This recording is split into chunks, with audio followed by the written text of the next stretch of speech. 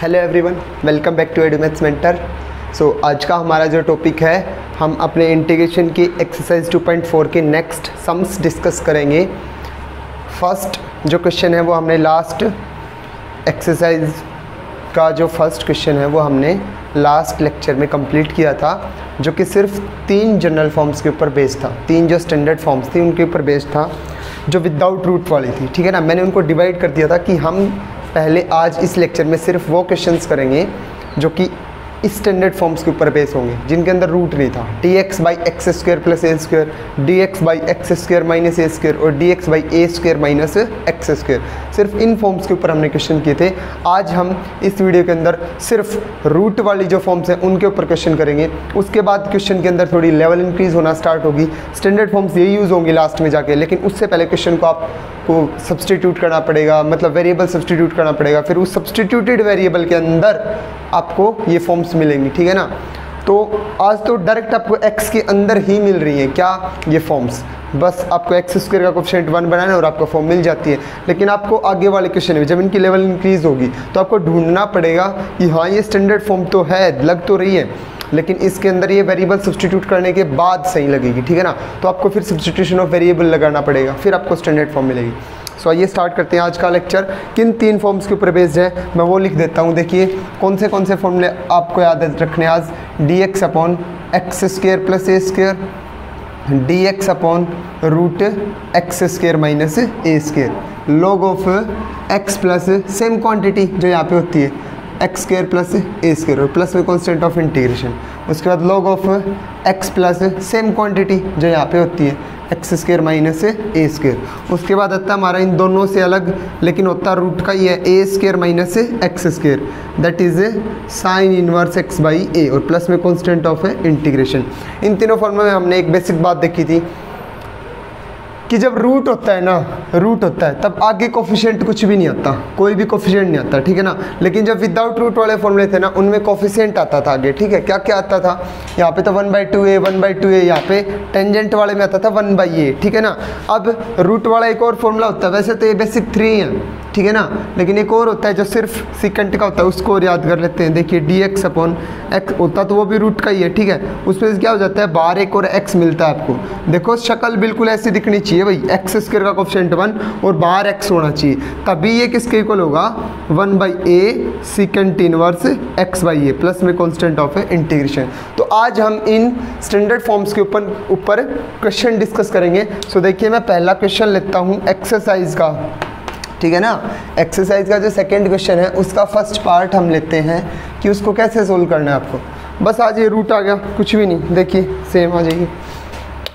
I equals to dx upon root 9 plus 25 x square, 9 plus 25 x square, ऊपर लगा हुआ है रूट। ठीक है ना, तो देखिए क्वेश्चन को कैसे, प्लस दिखते ही आपको पता चल जाना चाहिए ये ए स्क्वायर प्लस एक्स स्क्वायर वाली फॉर्म है। ठीक है ना, प्लस दिखते ही आपको पता चल जाना चाहिए। अब देखिए एक्स स्क्वायर का कोएफिशिएंट मस्ट भी कितना होना चाहिए 1, तो 25 कॉमन लेना पड़ेगा। तो आइए 25 को कॉमन लेते हैं। लास्ट वाली वीडियो में मैं सेम यही कर रहा था, और जो कॉमन लेंगे तो वो पहले रूट के अंदर ही रखना है। ठीक है ना, तो मैं जैसे ही 25 को कॉमन लूँगा तो यहाँ पे क्या आएगा 9/25 और प्लस में एक्स स्क्वायर। देखिए आप 25 को अंदर लेके जाइए, सेम यही चीज़ बनेगी जो यहाँ पे। ठीक है ना, तो मैंने 25 को कॉमन ले लिया। ठीक है, क्या करने के लिए, एक्स स्क्वायर का कोएफिशिएंट 1 बनाने के लिए। ठीक है, अब देखिए 25 जब रूट से बाहर आएगा तो क्या हो जाएगा 5, और 5 को मैंने इंटीग्रल के साइन से बाहर ले लिया। ठीक है ना, इतना तो आप जानते हो कैलकुलेशन वर्क है। 25 रूट से बाहर आएगा तो क्या बन के आएगा 5, फिर 1/5 को मैंने कंप्लीट बाहर निकाल दिया। अंदर कौन बच गया, देखिए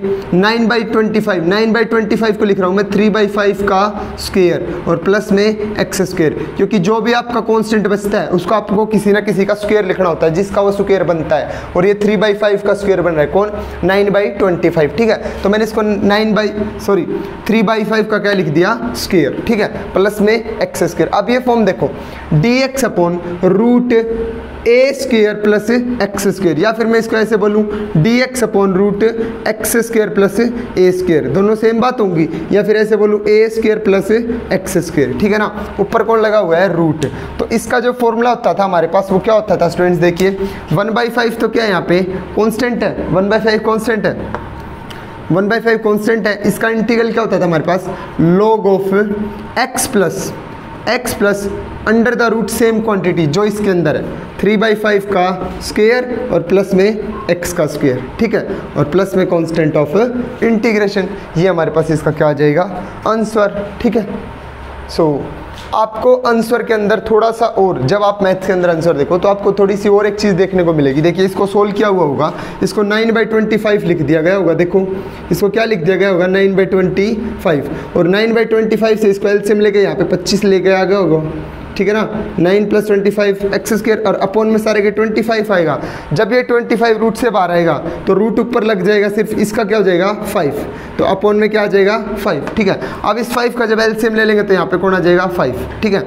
आपको आंसर कुछ ऐसा मिला होगा और नीचे वो 5 भी नहीं दिया होगा उसने, ये 5 भी नहीं लगाया होगा नीचे, इसने आंसर में इतना किया हुआ होगा। ये सब क्यों करता है, देखो अपॉन में जो 5 होता है ना, आप लॉग वाली प्रॉपर्टी खोल दो, log of a/b, log of a/b किसके इक्वल होता है, log of a minus log of b, ठीक है ना, इसके इक्वल होता है ना।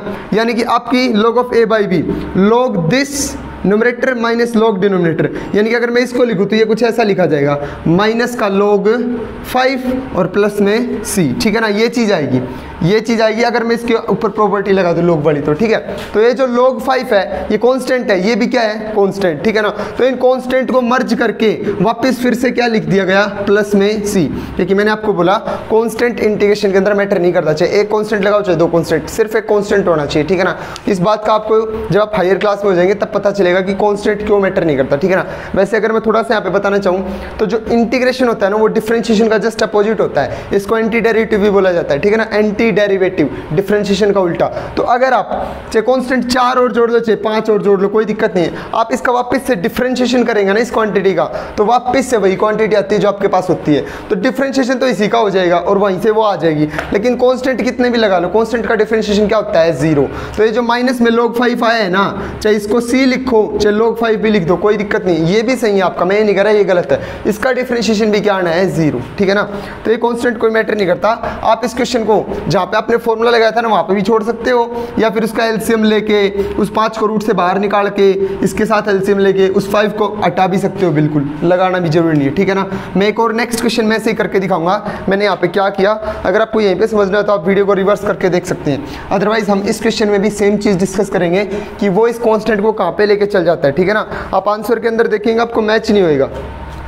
देखिए क्वेश्चन क्या है, dx upon root 4x² - 9, question है आपका कुछ ऐसा, ठीक है ना। तो मेरे को क्या करना है, x² का कोफिशिएंट 1 बनाना है। सबसे पहले तो मैं बिना देखे x² का कोफिशिएंट 1 बना लूँगा, ठीक है ना। तो बना लीजिए, 4 कॉमन ले लिया, x² - 9/4, ठीक है।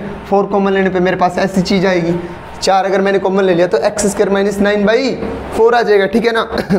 देखिए आपको x² का कोफिशिएंट 1 बनाने के लिए पहले क्या सोचना है कि भाई क्यों बनाऊं, सीधा उठाते ही इन्होंने तो बोल दिया कि x² का कोफिशिएंट 1 बनाओ, ठीक है ना।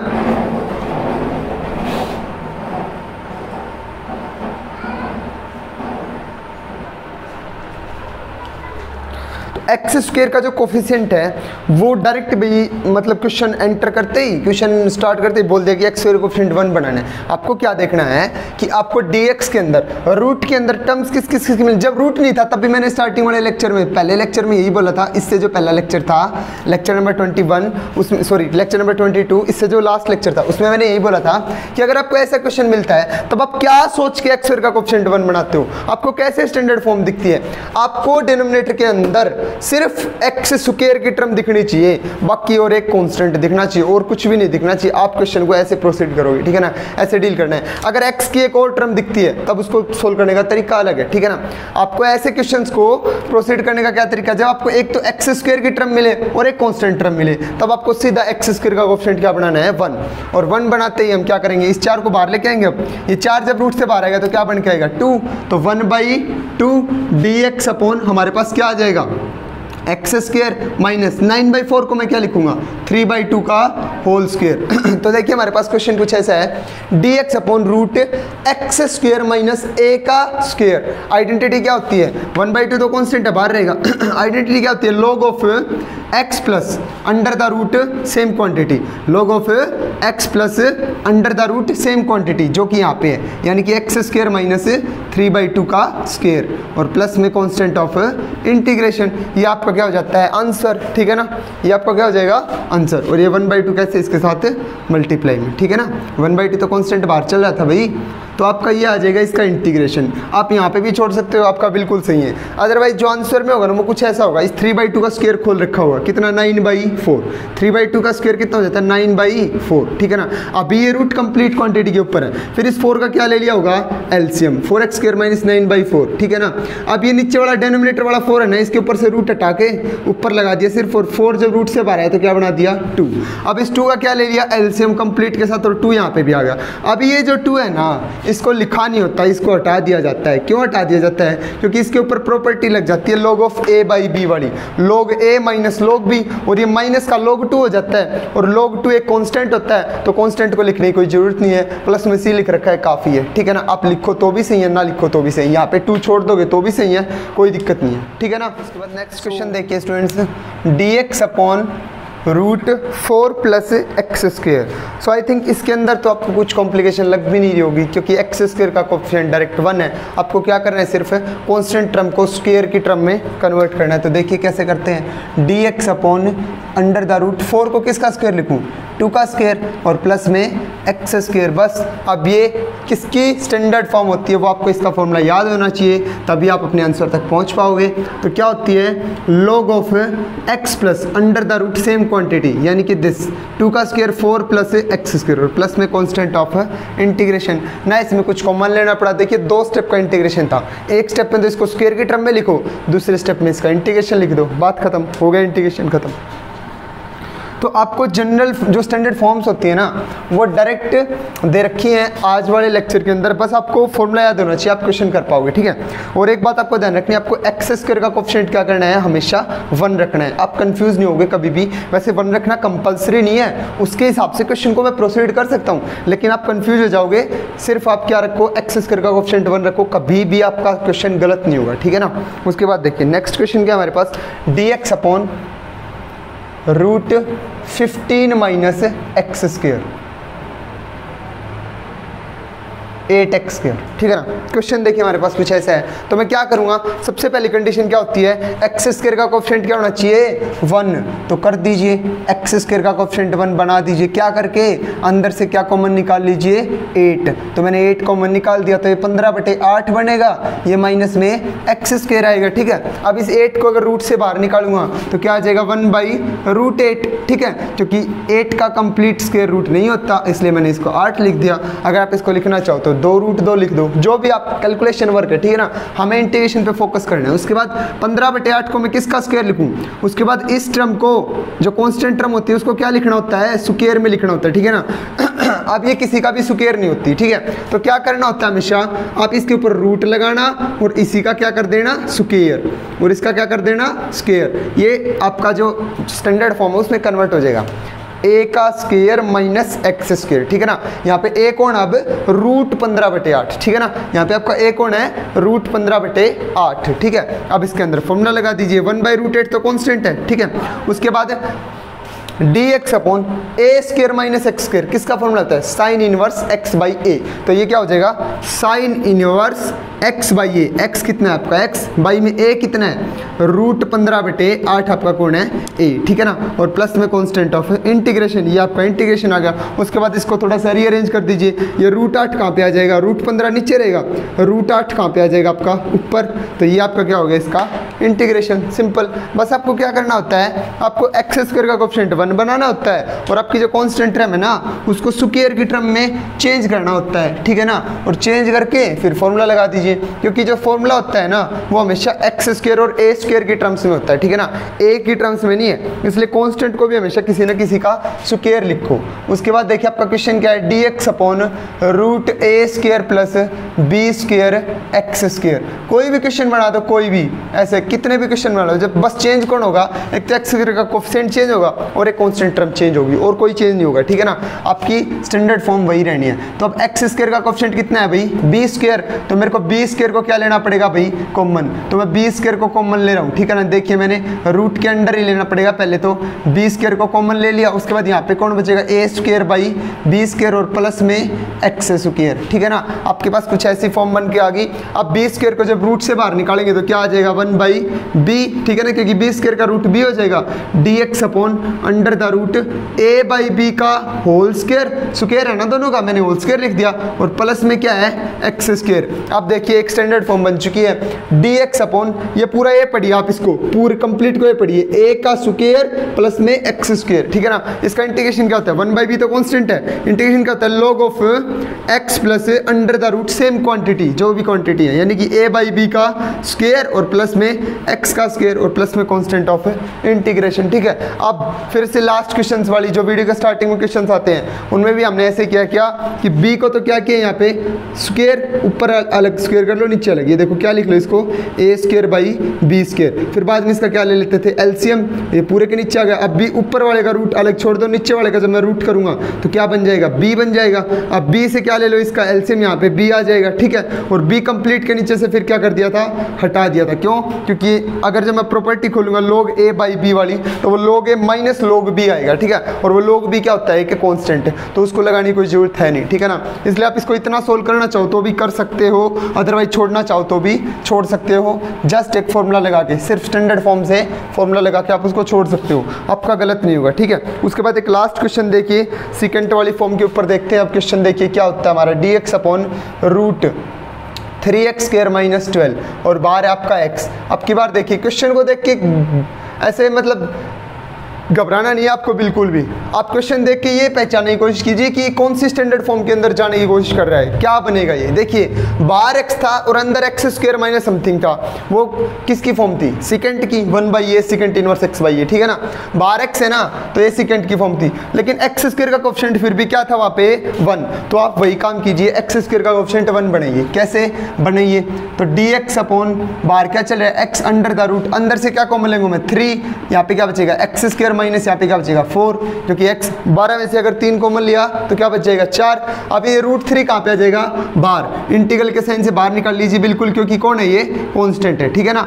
अंदर क्या बचेगा बोलो, dx अपॉन यहाँ पे x under the root x square minus 4 को क्या लिख लूँ मैं 2 का स्क्वायर, क्योंकि जो कांस्टेंट टर्म होती है उसको किसी न किसी का स्क्वायर लिखना होता है, ठीक है ना, तभी तो आगे प्रोसीड करेंगे क्वेश्चन को। अब देखिए ये फॉर्म बन रही है dx upon x root x square minus a square, जहाँ पे a कौन आपका ये 2, a कौन आपका 2 का स्क्वायर, ठीक है ना। तो फॉर्म लग गई आपकी 1/√3 तो कांस्टेंट है, क्या होता है 1/a कितना है 2 into second inverse x by a कितना आपका 2 और प्लस में कांस्टेंट ऑफ इंटीग्रेशन, तो ये आपका इसका क्या आ गया इंटीग्रल, ठीक है ना। सो आई थिंक आपको समझ आया होगा आपको इन क्वेश्चंस को ऐसे प्रोसीड करना है। सो आज हमने सेकंड क्वेश्चन डिस्कस किया इस लेक्चर के अंदर, और वो सारी फॉर्म्स डिस्कस किए, उनके एग्जांपल्स डिस्कस किए। ऐसे आप कितने भी एग्जांपल्स बना सकते हो, ठीक है ना, जितने आप चाहो उतने एग्जांपल्स क्रिएट हो सकते हैं, सिर्फ एक्स स्क्वायर का कोएफिशिएंट चेंज कर दो और जो कांस्टेंट टर्म है उसको चेंज कर दो, ठीक है ना। ऐसे बहुत सारे एग्जांपल्स आप बना सकते हैं। मेन मोटिव ये है आप ये स्टैंडर्ड फॉर्म याद कीजिए और इसको अप्लाई कैसे करना है, ये तरीका एल्गोरिथम याद कीजिए कि इसको सोल्व कैसे करना है, ठीक है।